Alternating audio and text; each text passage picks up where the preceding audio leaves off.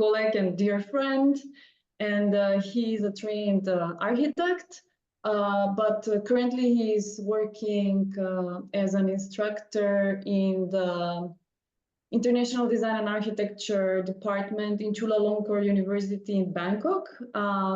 He is also, besides architecture, he is interested about researching urban life and the realm of the city. He has also gained his experience in Strelka Institute in Moscow, and he is a co-founder of an architectural studio 90 and an editor-in-chief in the magazine Architect, which was a magazine published by architectural faculty in Skopje. Today, Vlado is going to talk about a case study in Skopje about the renovation of the governmental building that has not only transformed the structure itself of the building, but it also imposed like a completely different character of the public space. It was a part of Skopje 2014, a really controversial project in Skopje. And Vlado will talk about exercising political power, let's say, in our common spaces, in the public spaces of the city, and he will use some of the ideas about freedom and the city as a concept from Živko Popovski. And also I must say that Vlado is also interested about the fringes in architecture and the intersection between culture and architecture that was presented in his project Beyond the Facade, presented in the Macedonian Pavilion in the Architectural Biennale in Venice. And so I'm not sure if this presentation today will reflect some of this project from the Biennale. Vlado, you go ahead and tell us more. Thank you. Yes, thank you so much, everyone. Thank you, Ivana, for the introduction, and everyone else for the warm welcome. Indeed, I will try to kind of talk today on the case of Skopje, or at least on this one particular site in Skopje that somehow reflects maybe the different conditions in our city, or at least I would like to guide you through the let's say historical aspects of this particular space and how let's say these things changed, or the whole ideas about the city change, and ideas about what is important in the city, and how, let's say, through architecture, we as citizens have kind of experienced the change of power and like the power structures in the city directly. So I will just share my presentation now. Just give me a second, please. Share. Can you all see my screen? Yes. Okay, perfect. I just need to put the subject. Okay, so as a subtitle, like we chose this. Oh, sorry, this is okay. The subtitle of this presentation is Places of Conflict and Encounter in the Case of Skopje. But as I mentioned earlier, this would be mostly the place, or like we're mostly going to talk about the place where is nowadays located the government of the Republic of North Macedonia. And this is something that we have together with, I have worked on this research with my colleagues, Mila Dimitrovska and Bogdan Vitevski. And it was, I mean, this project and research was presented, as Ivana mentioned, at the Venice Biennale, the Biennale of Architecture in Venice. But before kind of talking into or going into details, I would like to share with you today like the lenses through which I want to look at this. And this is through the lens of perhaps, or like what is very kind of related to this is the definition of architecture by the French author Georges Batil, who talks about, who has like this in 1929 written this short essay on, it's not even an essay, just a very short article on architecture. And he writes that architecture is the expression of the very being of a society, just as the human face is the expression of an individual's true being. And so the great monuments rise themselves before us like leaves. And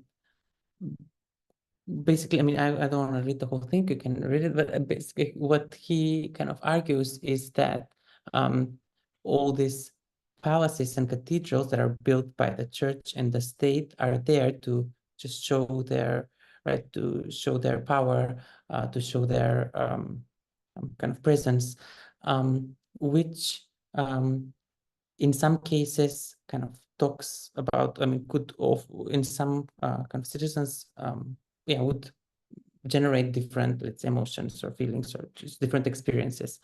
However, this is important in a way for this project, or like for this, I mean, for societies in general, just also because we can see how through time, in different, let's say, places or the different types of buildings or different types of, let's say, monuments are important and are occupying a space or are placed in a place that is important for the city. So that is kind of like one of the ideas that I also want to connect with the writings of Živko Popovski, where he talks about the freedom as a concept and like the need of freedom, or like the right to freedom and right to the city. But to look at the place where we today have the government, I would like to kind of zoom out and like make a little bit of a distance, maybe in a similar kind of fashion to how Abe Warburg, the art historian, would talk about distance in his work. Just because we think, I mean, one would say that distance is indeed important, or creating a conscious distance is important in order to observe, in order to kind of make a relation between the object, right, like the object that we're looking at, and we, or the subject, the one who is kind of observing or looking. So that he writes in his Mnemosis Atlas, that is the also like the fundamental act of our civilization. So kind of it's interesting how these two texts were written in the same time, like almost 100 years ago, and are still relevant today. But we zooming out now and looking at this place where the government is, like we can kind of see now an archival photo from Skopje. And this photo was taken in 1962, which is the year before the earthquake, like the year before the big earthquake, the year when there was the big flood in Skopje. The city was flooded. And at the same time, I mean, at the location where the government building is nowadays used to be the Queen Maria female gymnasium, which was a building designed by the architect Sotir Tomovsky in 1939. The place, in that sense, I mean, this particular kind of piece of land of the city that we're looking at and talking about was used, or the public space was used by the pupils, by students. It was kind of like this front of the school, and I guess like one would imagine like what a schoolyard looks like it's a place where one would definitely experience freedom, and it's another kind of aspect of this freedom of usage of the school space, or the public space. What we can kind of again see is that it was never really fenced, or it was kind of open space, easily accessible to everyone, and kind of would talk about qualities of the city life, let's say, that are established by these type of urban spaces. Again, one would like to maybe also make a comparison with how, like in these important or like how in these special places in the cities we locate our like how we locate different types of buildings, and again connected with the but still like this would have been probably a totally different image if instead of a gymnasium we would have a church, or for that matter like I don't know whatever, a building from the government, or something that would require, or like that would generate a different type of experience in the space. So in like 100 years ago, I mean until the 1962, this space or this place was dominated by this building, like the kind of monument. So, and apart from the building of the school, there was the here in the middle you can see the monument to that is devoted to the fighters for freedom, and it's somehow situated, or these are the depicted in the sculptures are the warriors who fought for the liberation of the city of Skopje, and it is a statue that was made placed there in 1945. So somehow this kind of urban environment was defined by this statue, the park, the playground, the school, and the gymnasium. Again, this would have been I mean, this why I also think it's important to kind of note is although because we're talking also about like a female gymnasium, in the later years, the students that were mixed were not only female, but the origins of like the users of this building were mostly, I mean, the students and also the teachers were mostly female. All the students were female. There were in any case, like from different social status, but let's say like talking about, this, or thinking about this contemporary now connections with how, let's say, different gender related, let's say, roles, and like how different genders like occupy different spaces. I think it's like a kind of funny to see how in the government today, or like in the past few, I don't know, decades, there were, clearly, evidently, like less female than there were female, like, with women occupying this space long time ago, which is, I kind of like find it in a way intriguing, this transition. Then later on, we see here after the big earthquake, there was a whole transformation in the city, and again there were I mean, the zoning was different. The gymnasium was mostly, I mean, demolished or was not to be was not in a good kind of condition to be used. So there was this space next to the river again. So the river is like an important part of the city, and below the hill Kale, the whole area was given, or like was looked at as a space for building the headquarters of the Communist Party.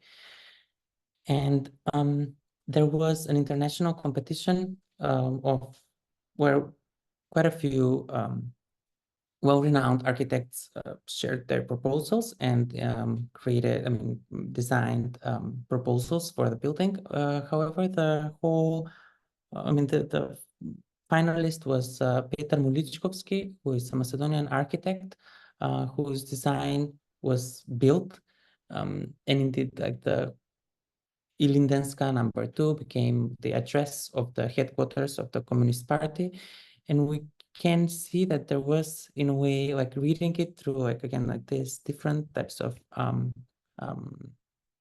mean, reading it not only through like architectural language, but thinking about it as a building in the city and the space around it. It was it tried to impose, perhaps in a way, a soft power, or like a soft domination above the park, but still, however, it is a building that kind of like floats above a platform, above a plinth. So it is, in this case, lifted a little bit, so it's not on the same level as the ground floor. You have a few kind of steps to approach it, but then there is this open public space that is used. I mean, the monument is still on the same position. On this space, one could freely move without having freely, as much as one could move in front of the headquarters of the Communist Party. And there are, but not to go into it, into details, it was still somehow a space that provided a balanced connection between the river on one hand, the new street on the other side, because the newly built boulevard was quite different from the street that was there before. And the whole, the transformation of the space maybe moved the students away. So all the public space, all the playgrounds are gone, but still there was kind of like an open invitation as a public opening where one would kind of experience the city or experience, for that matter, the river front, and just was able to kind of populate or come together. After the Macedonian independence, like this, the building was transformed. Was not physically, not visibly, but instead of being the headquarters of the Communist Party, it became the building of the government, which again, I guess, imposed different types of security measures, like security I don't want to say obstructions, but the movement, I guess, around this place became less free and more maybe organized. So you would have these processions and all the formal kind of let's say, recipients of guests, or like a formal sharing, or like inviting guests, how usually the governments do. Or for the important dates, there would be the kids would come in to lay flowers cut flowers below the monument. But again, like, it kind of still kept in an architectural way. It kept its wholeness in a way as an object without big interventions in the public space. There were a few sculptures at some point added on the main steps, which are not visible on this image. But in any case, it still made an effort to balance, or to keep the in a much more regulated way, the connection between the street and the river, and this open public space as accessible, or less accessible now, to everyone. So this kind of freedom of movement, or ideas about freedom, is something that Živko Popovski talks about in writes about in his essay called "The City Between the Freedom and the Myth." And in a sense, he, like in a Kantian way, he defines the freedom as like the need of autonomy, or like the like he says that the way how the cities are developing would go hand in hand with the way how civil rights are kind of practiced, and how one has access to freedom, and because without freedom there would be no rights, no duty, or no morality.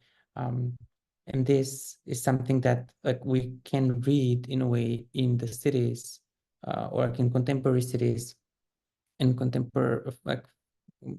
we could, or one could understand the level of development of a city or of a society through this reading of the free spaces, or like the freedom of movement, or the public space in general. The next chapter of this, let's say, I mean, the next thing that happened after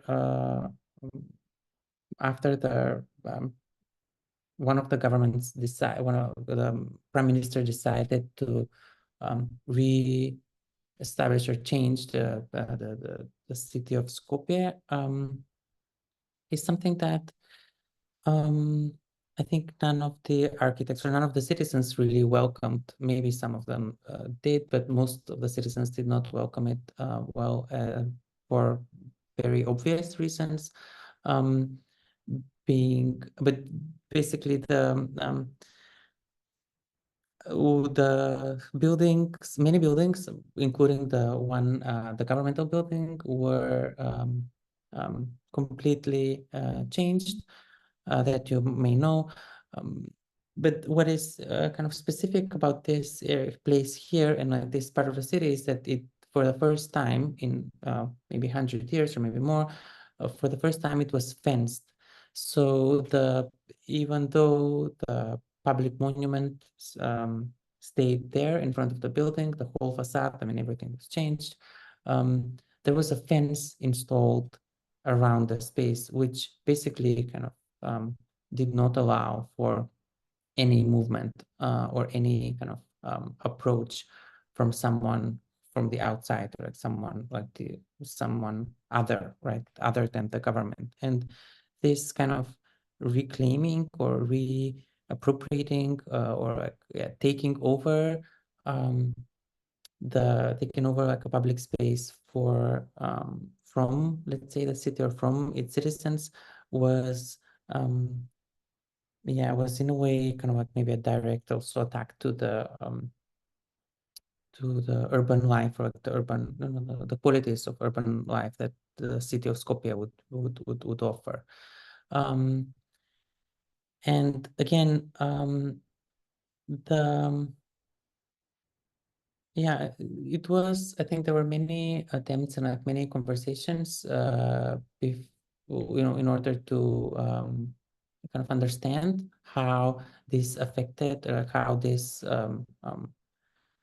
actions and how these changes in the public space did affect the public life. So but there's no, I think this is like 10 years ago, maybe there was not enough distance for one to really reflect and to create this, to form in a way like some sort of response to it. And that is basically what we tried to do, like through the project that I'm gonna show. But before that, I mean, I kind of interestingly want to think that perhaps the reasons, or one of the reasons for these things is maybe maybe the lack of let's say reading, or like lack of access maybe, or no access to literature, which would directly kind of translate into no access to freedom. And I do mean this in the way how Susan Sontag writes about literature. She has had this a few, I mean, not long before she died, she received the prize in Germany, and the acceptance speech was titled "Literature is Freedom." And this part I really want to read just because I find it extremely kind of important. She writes, literature can tell us what the world is like. Literature can give standards and pass on deep knowledge, incarnated in language, in narrative. Literature can train and exercise our ability to weep for those who are not us or ours. Who would we be if we could not sympathize with those who are not us or ours? who would we be if we could not forget ourselves, at least some of the time? And who would we be if we could not learn, forgive, become something other that we are?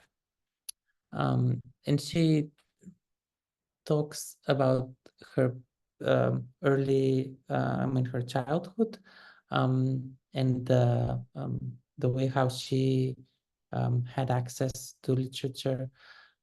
She writes, to have access to literature, to world literature, was to escape the prison of national vanity, of Hellenistism, of compulsory provincialism, of inane schooling, of imperfect destinies and bad luck.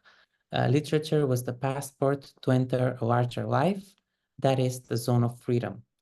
Literature was freedom, especially in a time in which the values of reading and inwardness are so strenuously challenged. Literature is freedom. And I do believe that the way she meant it was quite different than the kind of context that I I'm trying to put it in here today. But I guess it's imagination, or like it's this sort of like this way of thinking about freedom is something that we kind of as a society basically maybe lack, or we kind of fail in the process of kind of freeing the space. So freeing space is also was also the title for the National Pavilion of the Venice Biennale in 2018. Freeing space, which responded to the topic of the Biennale that year, which was called free space. And free space, in the way how the curators defined it, was this kind of possibility to access architecture, the beauty of architecture, the beauty of public space, the beauty of cities, the free space basically available to everyone. So in the project Freeing Space, although we focused on the governmental building, we called it Beyond the Facade, or Towards Civic Ground Floor. It's actually it is quite it was a title that for long was a work in progress, with the various options. Another title that I really liked was called in Macedonian Nelagodna bliskost. In English, that would be translated as unpleasant, maybe closeness, or this type of something extremely close and kind of by the extremity of the closeness, therefore like it would be unpleasant. There would not be enough distance, that distance that I kind of argue. So within, in our ideas, I guess we wanted to change the discussion, or shift a little bit the discussion from the all the questions about the facade, about the style of the facade, about the way how it was, the materials that were used, the materiality. We kind of wanted to move a little bit, or like zoom out a little bit, and instead of looking at directly tactile or just purely architectural elements or architectural ways of kind of making a reflection, we wanted to think more, like in the kind of context of the city. Therefore, we do not really respond with a specific design proposal. Like an extremely specific one. The project wanted to, or had an intention to argue or to talk about the process in general of transformation. So the transformations in the city, for that matter, we thought are things that don't necessarily need to be done in from through night, or like from one day to another, or without any kind of discussion, and without asking questions, without commenting, without really, just because it is not like it is never really a very straightforward response to one question. There would be, we kind of didn't want to answer it like that. So thinking about that process of transformation, we agreed that definitely we need to go back and to think about the ground floor, and not to forget how the city can, or how this space is very important for the city, and how the way the citizens experience it is mostly through the ground floor, because they would not have access to the governmental buildings. So we propose to clear out the whole ground floor, to to remove the fences and re-establish the connection between the city on one hand, the main street, the river in the back of the building, and also the public space or the park around it. We kind of propose to, we're thinking about the idea of having a park next to it. So here, through these few illustrations, through these images, you can kind of see how we would imagine the use of the public space and this urban life. The new elements that we added, or the because of course it is just it's not only the existing building, but we planned, or we thought to have a sort of enclosed, let's say, volume, or to have the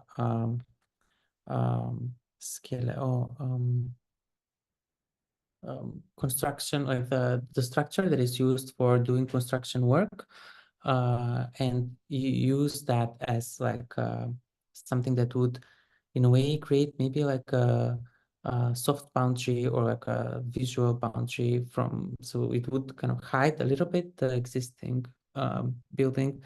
It would completely leave the ground floor open, but would signify that there is, this construction work elements would signify that there is something under construction, and that there is a process that is ongoing, and that it's not something that is kind of done, but still having that construction process, or having that work going on, would not mean that the building, or the floor, or the whole space should be cut off from the city. So the way how it would work, ideally, in one of the scenarios would be that those two extremes could coexist.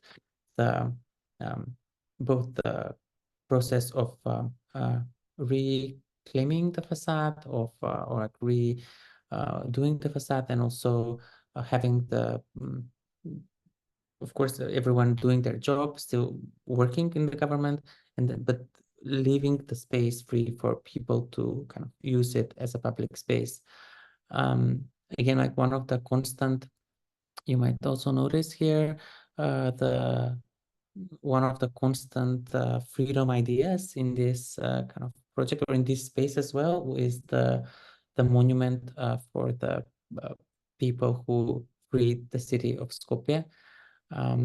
So that is something that we thought should also have like a special kind of place, or should keep the special place. But in general, the whole area would have been transformed into a park, so that the holders of the power there would be kind of confronted with the nature, and also with the people who kind of use the park and the nature in like a more free way, believing that these extremes could kind of coexist. This is one of the like an interior view, or like a view from the inside of the building towards the outside. and then again the show like another image that shows the process of rebuilding or constructing again. So the later on, after, I mean, I don't really yeah. So it was at 2019. So later on, I do know the year. The whole there was this change in the people who, I mean, people who worked in the government kind of changed. So the new government then, after a while, made a decision to remove the iron fence, sorry. And that was something that was one of the first steps towards kind of liberating the space, or one would think, but it was not, there was no, I think there was no really a program, or there was no no program going on in the public areas, so I don't think that it was used maybe the public space as, you know, as free as it could have. What followed was like the big kind of pandemic that kept us all inside, instead of, you know, being out in the urban, or like in the experiencing the city. And kind of strangely enough, I was confronted with the news the other day, maybe a month ago, or just like a few weeks ago. The now new government that kind of is in power again has decided to bring the iron fence back and to once again close the space after having the space like without fences for like maybe 4 years or 5 years. Now it is kind of like the iron fence is going back. At least that was announced. And I mean, I am, yeah, one would be surprised, you know. So it is, to me, yeah, these kind of transformations are, I guess, things that would, in many ways, talk about our cities, or these changes would talk about our societies as the way, or like the position in which they are at the time, right? And how this how far we as a society have gone in order to, you know, how free we are, or like what do we value, or what are our values, because it's I mean, that is actually how we kind of act, or that is how we that's what shows through our act in space.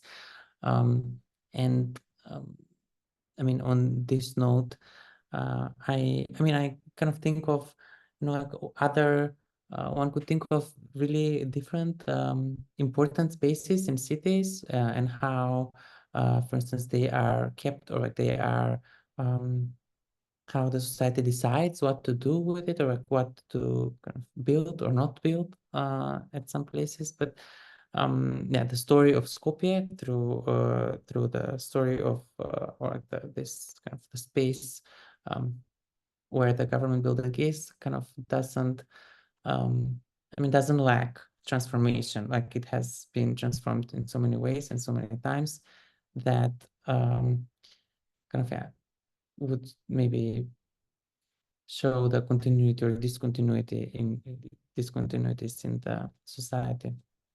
So yeah, on that note, I would like to kind of end. There is, I mean, I would like to actually not end, but kind of continue with the session of Q&As, that Ivana announced earlier. So yeah, I think I would wrap it up here, if that's okay. Thank you for your attention. Thank you, Vlado. So yes, if anyone has any questions, can't see anyone. For now, maybe I'll go and break the ice.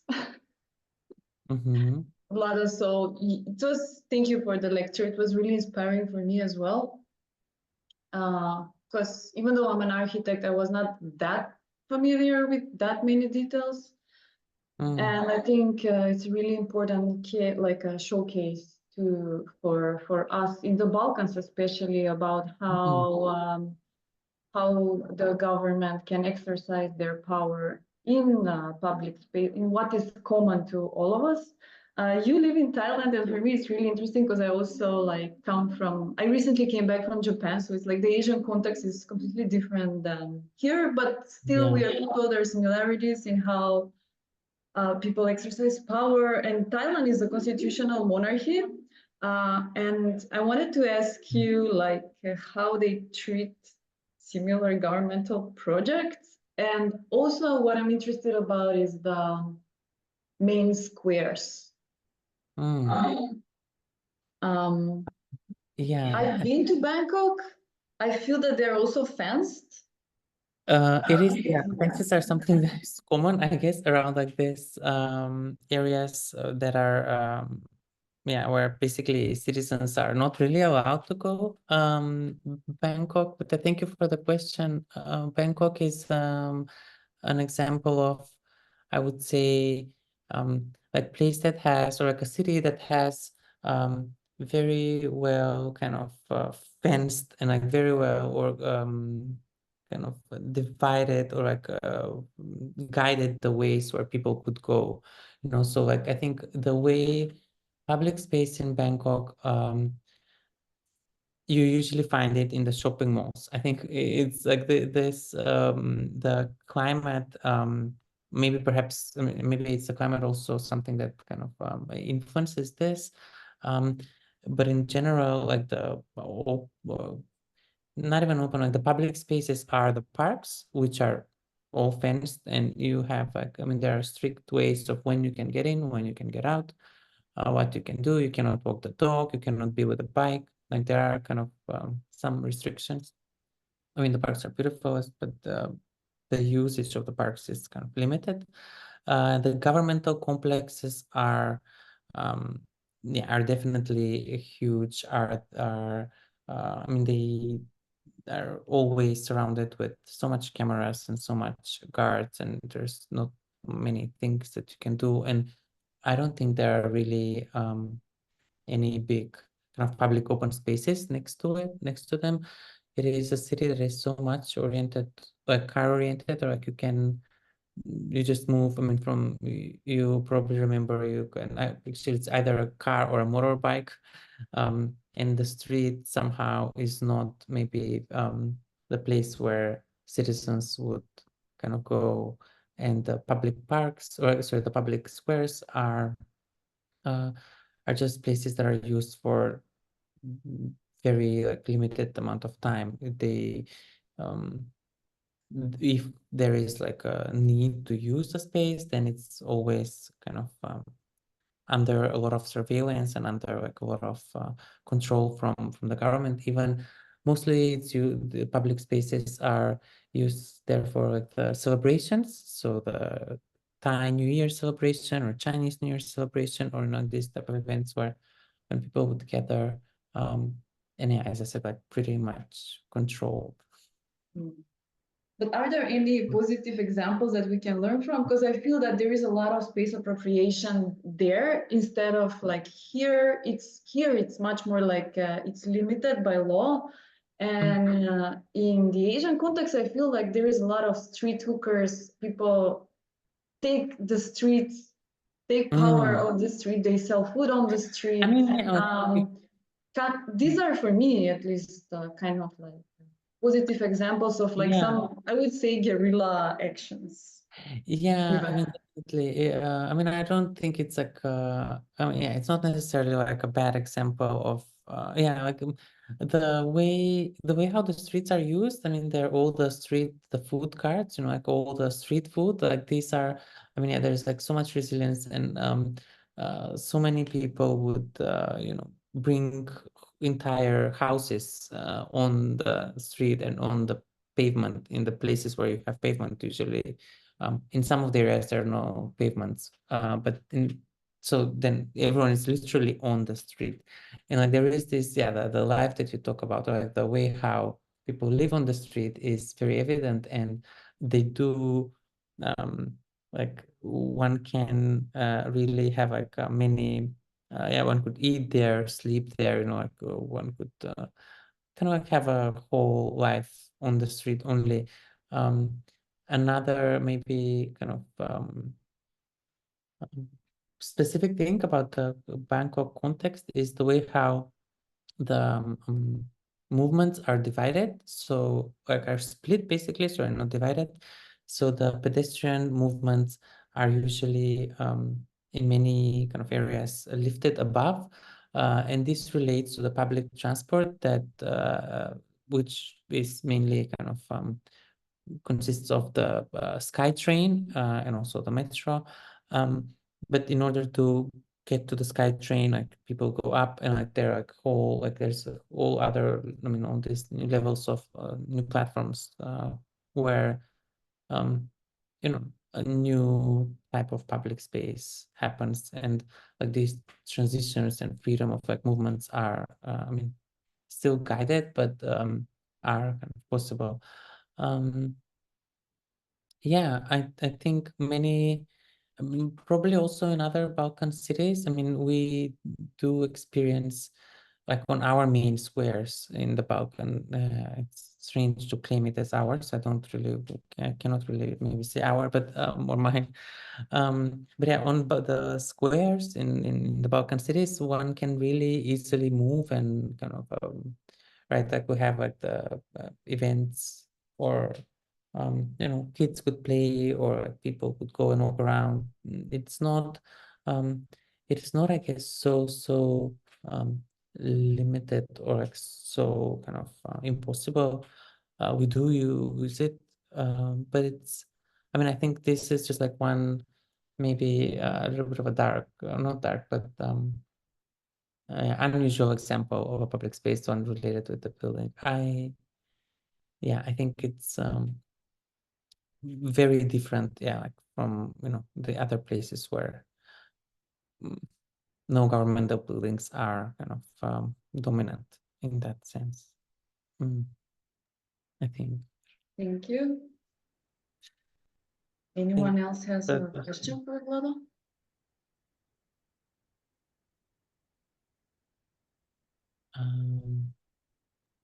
No, Tanya, please. Thank you, Vlado. Maybe if you can come back to this Abi Warburg's definition of distance and the shift, the paradigm shift from his work and the importance of distance to the invisibility of the distance, because for him, what was important, the distance was important exactly because of the creative impact that we can have through the distance. But nowadays, without this, and we experienced it in COVID especially, somehow we are unable to perceive the distance through its positive aspects. Yeah, and we need to put fences instead of having, well, already incorporated the noble part of the sublime part of the being at the distance. I think you get what I want to express, because the very thing that you introduced, Warburg, meant for me that you are aware of this, what I'm asking. Yeah. Thank you, Sanya. Yeah, it's like it's a very nice thing to talk about. I think maybe it is I mean, the way how maybe it's a little bit selfish the way I see it, or like the way I experience it. Therefore, like I do think, I mean, I do need the distance, and I do kind of like want to step back, and in order to kind of and yeah, but you're right. I think that COVID perhaps showed us that not always, distance is something that generates or gives us this possibility of having or being able in that to being able to respond or being able to stay connected in that matter. So I think the way how I guess today we kind of the way that we're constantly connected, perhaps, is the way, or is the reason, or is one of the reasons why we would be unable to distance ourselves, just because this all the time connections with the social media, through our phones, through our computers, exactly the things that Warburg was afraid of, I think are now extremely not only part of us, but we do not maybe imagine living otherwise, especially after COVID. How do you imagine living without a phone, or living without, checking online and sending an email and being there and being available also the whole time, and being responding immediately? And it kind of relates to all this ways of communication that are very instant, like the apps that are very instant, visually, but also just now, and so I think being exposed to that in a way enables us to kind of maybe think of how we can think of distance as something, as a process that or I guess, sorry, as kind of state that is kind of important or could be beneficial. And I really like the way I kind of the moment I experienced or read the way how Warburg describes the fear of snakes, his fear of snakes, is something that I could so kind of easily and directly relate, because it is, I mean, for the rest of the team, I just want to share this story. So Warburg talks about the snake as an object. I mean, talks about the fear of snakes, his personal fear, and the way how in every occasion the snake is somehow a symbol, or is something that is always coming closer to us. And I have personally experienced that in a few dreams, and also in a kind of encounter with a snake in real life. And I kind of strongly kind of feel the same, that this kind of blurring the boundary, or having no boundary, and having an object coming closer to you, or being there, is something that kind of can be anticipated, and is scary, or as the distance, no distance, or you one kind of one gets what can I say, just uneasy to handle that lose of that losing of distance. So it is in a way, sometimes I think of Skopje as a city that was, when I maybe when I lived there, or when I was based there, was something that I enjoyed, but then kind of was not maybe entirely able to see it as from, or to experience it as a different, kind of as a whole system. I do feel though that then having the distance also now makes you also forget things, or kind of don't really pick up some things that perhaps without the distance are more kind of evident. But that would only kind of result in this kind of blurriness of the image that perhaps I'm kind of trying to never show it, or never have it very sharp. but yeah, I think it's a very kind of interesting thing to talk about. Thank you, Vlado. What I meant also specifically applied to architecture. Mm-hmm. So I'm asking you as an architect, Mm. and considering the fact that you went through Abi Warburg's semiotical reading of distance, how, as an architect, as a practitioner, how are you demonstrating, how are you showing up or putting in place, putting in space the distance? You spoke a lot about fences, about boundaries, about walls. I'm not talking about architectural objects. Yeah, right. Now talking, and I'm asking you more on the level of conceiving what is the architecture that you can conceive, which will include this aspect of distancing from each other, and not through architectural objects. You know what I mean? No rooms, no walls, no doors. It's not that I'm interested in objects. I'm interested in way how to conceive, how to project architecture which will preserve distance.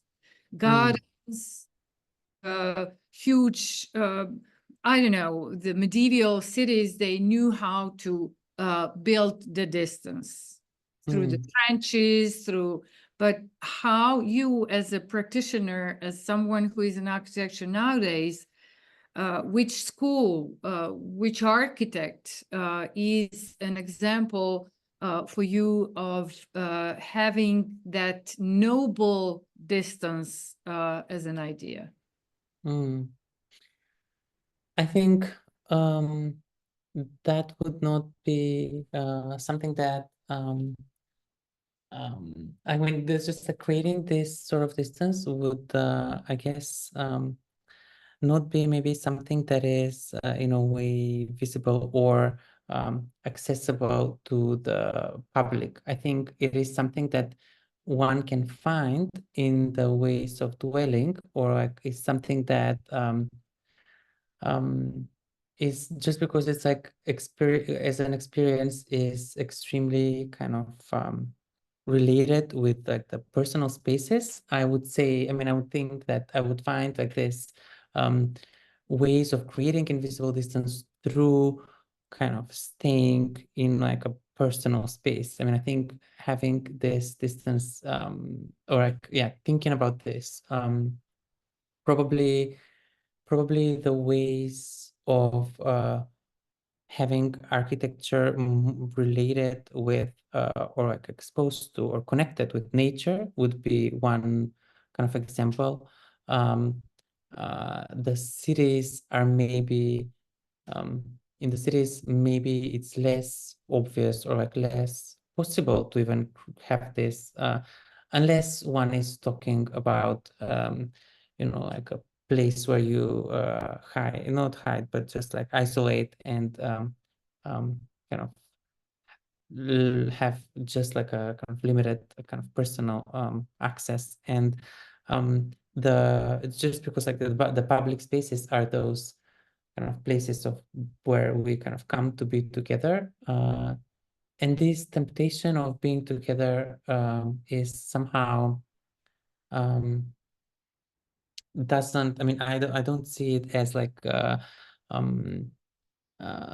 needing of distance or like needing of you know, distance between the subjects or between people. But it's definitely, yeah, if I need to name architects, I mean, I cannot maybe think of an architect, but the types of spaces, I would say like yeah, like some studios, maybe like also like talking about public spaces like museums to, or you know, places where one would be able to kind of be in a group but somehow still kind of alone, or stay curious but kind of distant. yeah, that would kind of try that. Those would be like the places where one could search for it. Yeah, I have not tried to directly or to think about it through like practice in a way that yeah, would result or like would reflect into a specific space or like a specific place now. So therefore, like, yeah, like a specific architects I would not be able to name. I'm so sorry. Does that answer the question though? No problem. No problem at all. It was just for me very, I was surprised when you spoke about Warburg and then introduced your topic and it made me think. So thank you for Yeah, okay. Yeah. Warburg. Do you perhaps have any architecture or like any space that for you kind of embodies like, or is like an epitome of that kind of distance yet closeness? Yes, well, any monumental architecture, when you go at you were in Moscow, so you go there and you are on the main square, and the very notion of the scaling between the tiny figure of a person, of a human, compared to the monumental architecture around creates symbolic aspect of not only physical aspect of distance, because you need to run or walk how many meters or kilometers to reach the end of the square, but the symbolic part of it, standing in front of the huge mountain or standing in front of a huge building creates that symbolic aspect of distancing. Scale is definitely one aspect. So scaling, definitely, yes. That's what I meant. Or like like pyramids in Egypt, or anything that have that has this architectural monstrosity, and that also introduces the internalizes the distance, because for Warburg and the thing that his personal phobia draw him to introduce the aspect of snake as a huge and important element in all that we consider as a Mnemosyne project. It's so important, but we can say also that it's a bit of a psychological or a kind of a psychodynamics that make you do it. But if you go and externalize it in space, which is possible in architecture, then you can have this aspect of scaling, or the aspect of maybe, you know, I'm now improvising together with you, but thinking of Persia or ziggurats, and having some of the having elevated elements, architectural elements that make you vertically distant, not only horizontally, because what you were talking and about fencing, etc., it was the distance that is horizontal, that in space. You always have also that vertical axe, which is also important as basically like the shift of the capacity.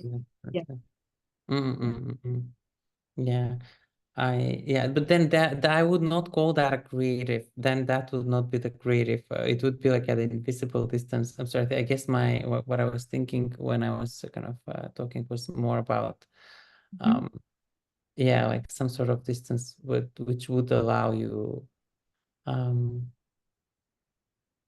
reflect. But now I understand what you mean. Like now I get it. Like so thank you very much.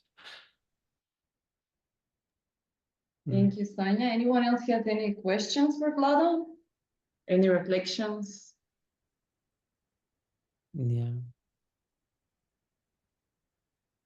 So maybe I'll go on. Vlado, this discussion brings me to think about the sense of ownership and belonging Mm, to a space and the right to the city that many scholars talk about, like Harvey, Jane Jacobs, and so on.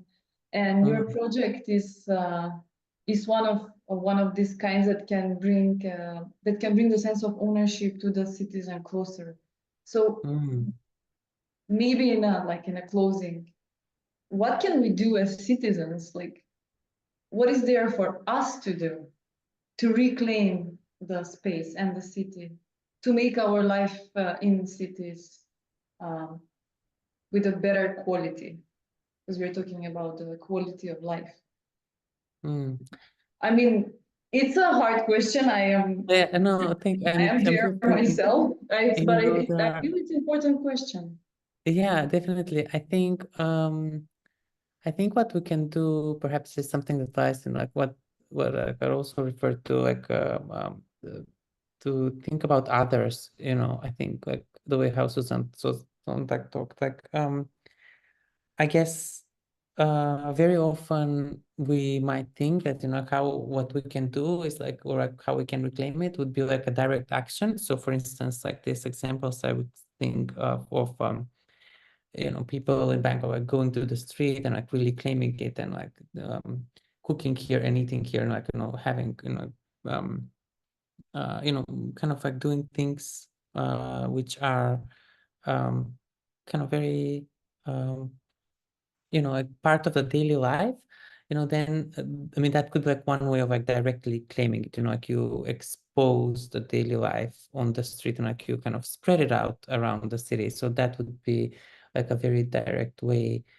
And then another maybe way of like or like another thing that one could do is perhaps you know, to reclaim is to think of others, or like to think how to enable something that others can do, you know, like, and not thinking about what, you know what I mean, like having like some activities and actions that are kind of inclusive, or like that would put others in kind of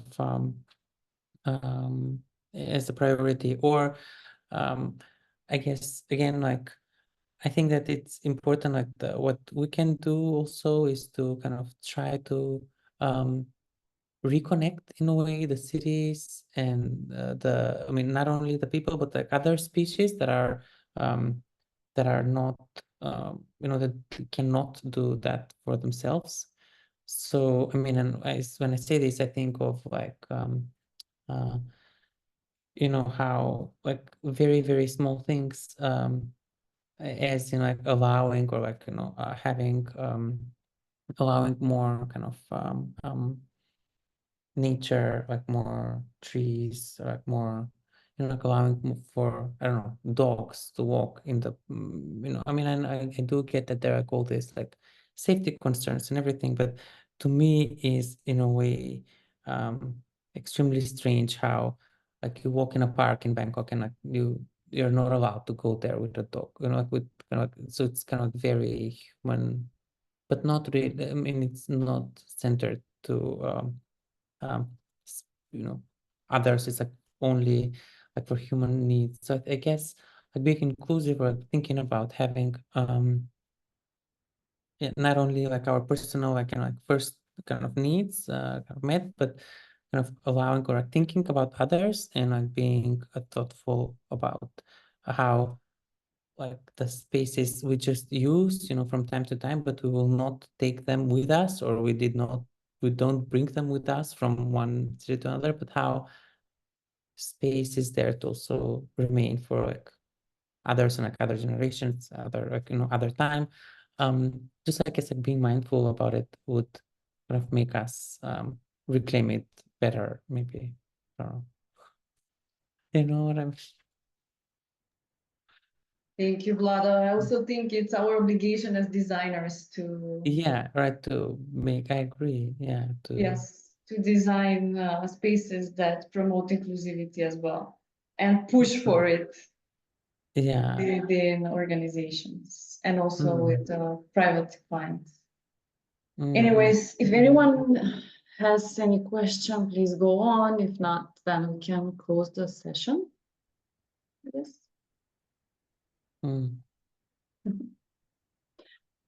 All right then. Nice seeing you all. Thank you so much, Vlado. Thank you. I hope you Your enjoyed like reflection. This wrapping up was- your seminars with like a kind of a architectural talks about cities and design. So thank you for having me once again. Thank you. Thank you. That's it. Thank Thank you. you all, Thank you. and enjoy your summer break. Yes, thank you so much. You too. Okay. Have a nice day all. Bye-bye. Bye. Goodbye, Bye-bye. everyone. Bye.